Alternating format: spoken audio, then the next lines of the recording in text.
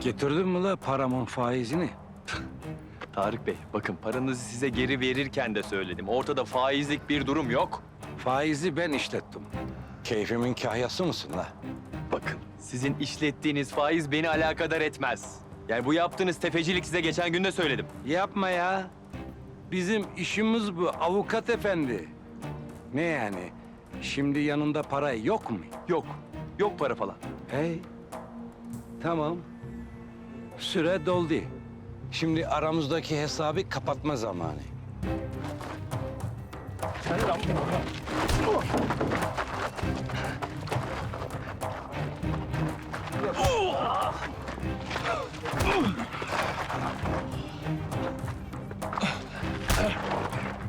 Ne oluyor ya? Arda?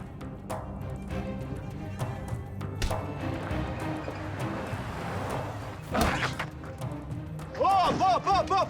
Bırakın lan adamı, ne yapıyorsunuz siz? Oo baba yiğit. Sonunda seninle karşılaşabildik.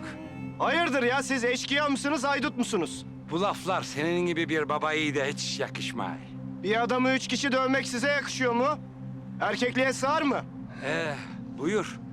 Madem öyle seni de alalım aramıza. Davete icap etmemek olmaz. Hadi bakalım. Eyvallah.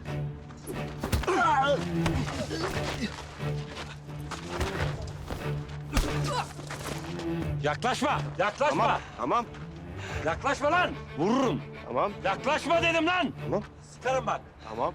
Yaklaşma.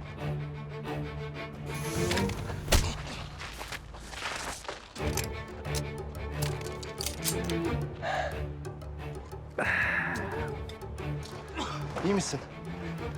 Ne istiyorsunuz lan Arda'dan? Bu kir kuyruğun borcu var idi bize. Sen önce doğru konuş da. Ödedim borcumu, ödedim. Ödemiş işte. Faizini ödemedi. Yasal bir faiz mi bu? Değil, haraç resmen. Öyle mi? Kalkın lan! Kalk! Kalk! Kalkın lan! Kalk! Geç! Kalk! Ben memleketimde haraç yedirmem.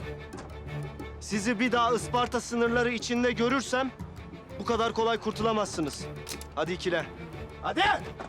Çok yakında görüşeceğiz.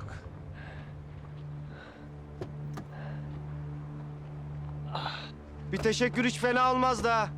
Ne teşekkürü be, sen gelmesen de ben kurtulurdum ellerinden. Pek öyle görünmüyordu ama. Her görünene aldanma sen. Bak hadi biz köy çocuğuyuz, alışkınız böyle şeylere de. Buralar sana göre değil ha. Bırak. Ben sana ne dedim? Bana alışsan iyi edersin demedim mi? Sana Gonca'yı bırakmayacağım. Gonca'yı sana bırakmayacağım, anla bunu. Yani sen... Evet. Seviyorum onu ben de, anlıyor musun? Deliler gibi aşığım, oh be. Sonunda söyledim ya. Senin buralardaki en büyük rakibi benim artık Toprak, anla bunu.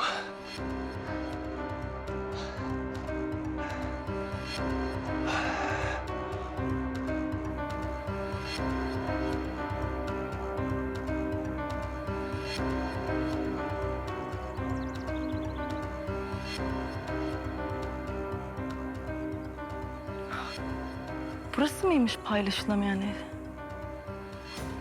Resmen ahır burası ya.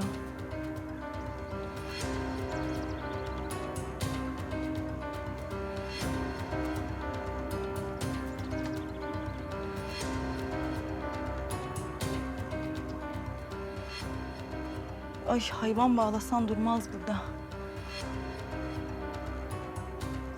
Leş gibi her yer.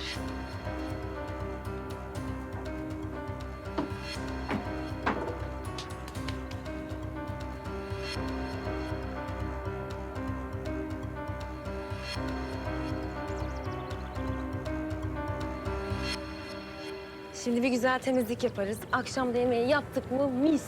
Bir de Türk kahvesi. Bu kadın kim Gonca? Bizi yalnız bırakır mısın?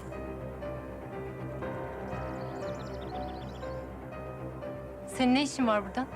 Toprağın bu evle ilgili çizimlerini biliyorsun. Ben de nasıl bir yeri hayal etti, gelip görmek istedim. Öncelikle burası benim evim.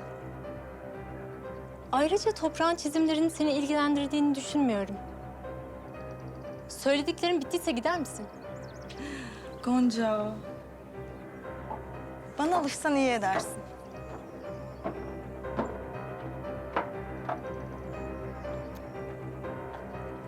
Toprağı sana bırakacağımı mı düşündün? Hı? Toprağı sana bırakmayacağım. Anladın mı?